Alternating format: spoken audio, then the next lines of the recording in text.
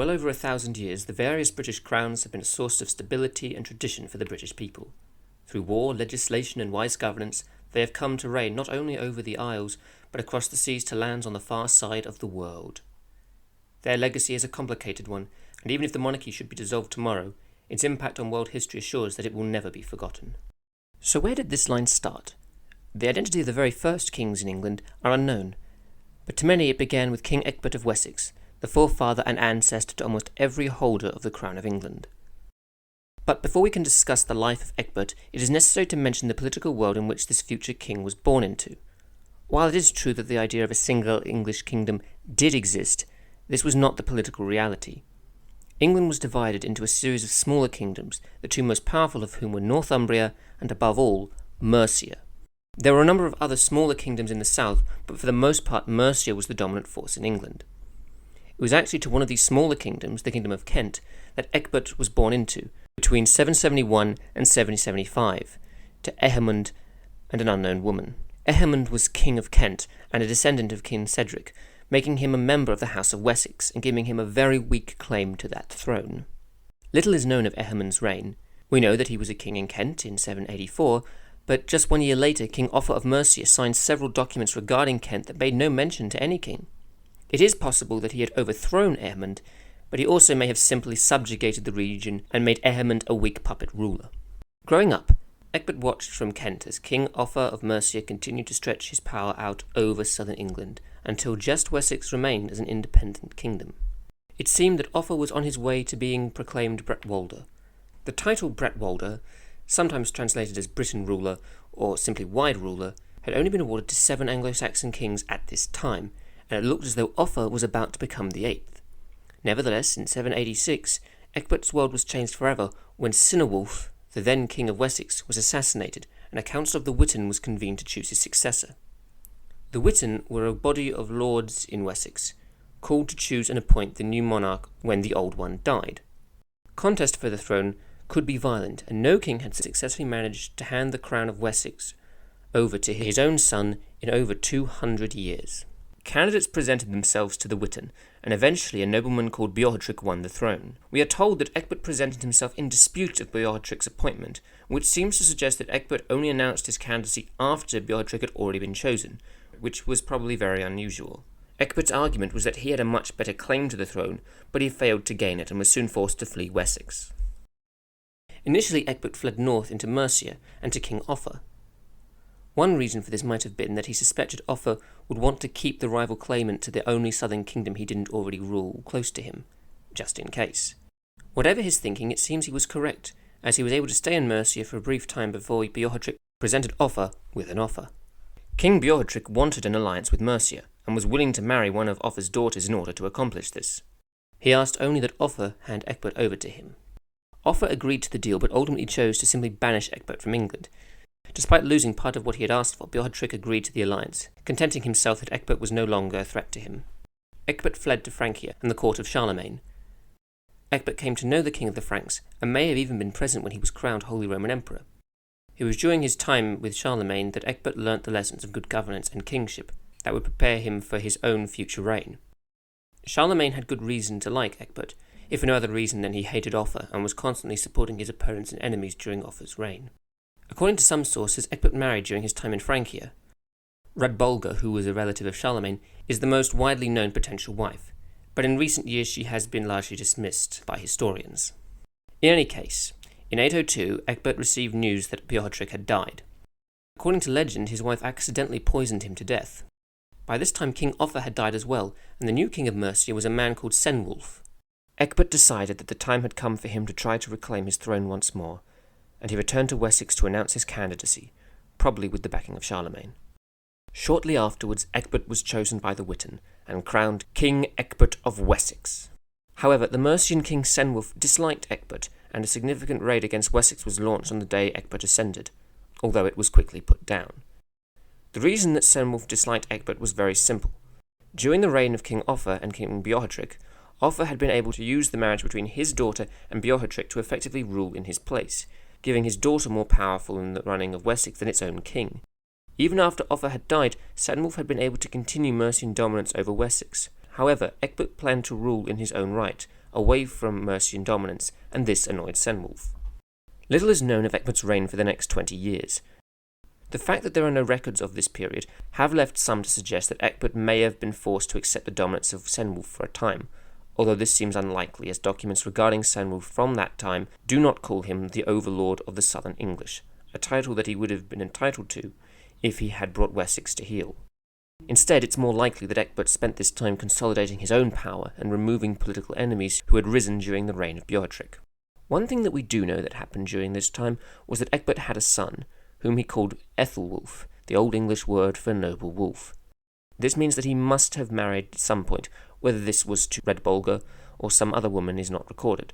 The only other thing that Ecgbert is recorded during these first 20 years of his reign was invading and subjugating the kingdom of Dumnonia, a small kingdom on Wessex's western border. Cenwulf died in 821, and the disastrous but brief reign of his successor, Ceolwulf, left the next king, Beornwulf, in a weakened political position. Beornwulf wanted to restore Mercia to the greater power it had once held, so, in September of 825, he attacked Wessex. At the time, Ecgbert was busy putting down the last resistance from the Dumnonians, and he returned quickly with his forces to stop Beornwulf's advance. What is known is that the two armies faced off in September of 825, and they did battle in what historians have referred to as the Battle of Ellendun. Both sides would have known exactly how important the battle was going to be going into it. If Beornwulf won, it would at last mean the end of Wessex as an independent kingdom. But if Ecgbert won, it would lead to the end of Mercian dominance in southern England. Wessex won. Ecgbert's forces smashed Beornwulf's army and forced them back up into Mercia. Beornwulf had failed. His army was broken, and he would never again have the chance to invade Wessex. Shortly after the battle was over, Ecgbert ordered his son Ethelwulf and a good size of his host to invade and subdue the kingdoms of Kent, Essex, Surrey, and Sussex, all of which had been loyal to Mercia. These kingdoms submitted without a fight, and were reorganised into a single kingdom referred to as the Kingdom of Kent. Egbert gave this kingdom to Ethelwulf to rule as a sub-king under Ecgbert. Egbert's thinking seems to have been that this would effectively allow his son to learn the ways of a king on a smaller scale before inheriting the throne of Wessex as he had intended. They seem to have been able to share their power quite peacefully, with Egbert acknowledging his son's power in the region, and there are no accounts that suggest Kent ever rose up against Wessex.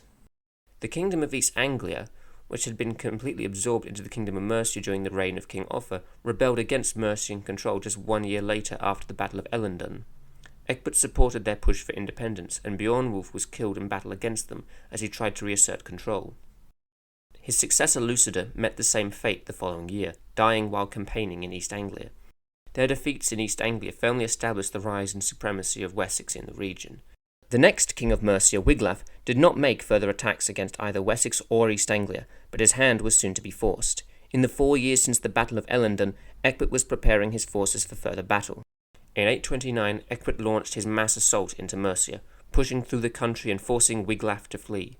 Egbert took control of London, and using the London mint, began issuing coins of himself which styled him as King of Mercia. Later that same year, Egbert went north to Northumbria, where he met with King Eanred, the King of Northumbria. Some sources suggest that Eanred pledged himself to Egbert's supremacy. There has been some debate over whether Egbert formally invaded first, or if the threat of invasion was enough to make the King of Northumbria kneel. There has even been some debate if this actually happened at all, or if Eanred's meeting with Egbert was nothing more than an agreement of mutual supremacy. In any case, Egbert's successes overshadowed those of any of his contemporaries, even the great Offa himself, and in 829 he was formally acknowledged as Bretwalda, the 8th king to receive that title. 829 was Egbert's greatest year, but it didn't last. Egbert had overreached himself, and in 830 Wiglaf returned as Mercia rose up in rebellion against Wessex. The details of the conflict are not well recorded, but shortly afterward Egbert lost control of Mercia and made no attempt to retake it again. One likely cause of this sudden loss of power may have come from the relationship between Wessex and the Franks. The two great powers had been strong allies, but the king of the Franks, Louis the Pious, was weaker than his father Charlemagne, and was undergoing a crisis of his own at the time that Wiglaf regained control of Mercia, and may have been unable to assist Egbert. In any case, Egbert remained in Wessex for the next several years, securing his borders. Though no longer king of Mercia, he was still the dominant force in the region, and he ruled in relative peace for the next several years. That changed in 836 with the invasion of 35 Danish Viking ships landing in Charmouth. Egbert rallied a force and met them on the field, but he was overwhelmed and defeated, in what the Anglo-Saxon Chronicle refers to as a great slaughter. The Vikings remained in the region for the next 2 years, and struck up an alliance with the Dumnonians, and together they marched against Wessex once more. Egbert, now a man in his mid-60s, prepared to face his enemy on the field. At the Battle of Charmouth he had not expected the fighting tactics that the Vikings had employed, being only familiar with Saxon battle formations. But now he knew their techniques, and he prepared for a decisive battle. This was exactly what the Vikings wanted. They also wanted a decisive confrontation, one single battle that would end the war once and for all. At Higston Down the two armies clashed in brutal battle, but it was Egbert who ultimately prevailed, forcing the Vikings to flee, and the Dumnonians to submit once more. This was the last incursion between the Dumnonians and Wessex, ending a conflict that had spanned more than 100 years. Knowing that he was likely to die soon, Egbert made arrangements to ensure that his son Ethelwulf would succeed him as king. The many campaigns that Egbert had made against other kingdoms had made him a very wealthy man, and it was with some of this wealth that he was able to secure his son's nomination to succeed him. Ethelwulf had already produced at least one heir of his own at this point, and so it seemed that Egbert's line was secure. It seems that Egbert was also planning to make a pilgrimage to Rome, as he was in contact with Louis the Pious to arrange safe passage for him. However, he never made the journey. King Ecbert of Wessex died in 839, and was succeeded immediately by his son Ethelwulf as King of Wessex, the first peaceful handover of a crown from father to son in Wessex in over 200 years. Throughout his life, Egbert had taken a special interest in the city of Winchester, helping to urbanize the city and move it into the modern age. So it was there in that city that he was laid to rest. To this very day, there is a chest in Winchester Cathedral that purports to contain his remains. One thing that persisted throughout Egbert's reign was his desire to secure his throne and ensure that his son would succeed him.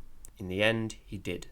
Of all the many, many kings and queens who have ruled in Wessex, England, and the wider United Kingdom, all but 6 of them were descended from Egbert, the last of them being William the Conqueror. His reign left the foundations for his son Ethelwulf and his own heirs and descendants to build a single England and, in time, a far greater empire that would one day cover a quarter of the earth's surface and hold sway over the lives of over 400 million people.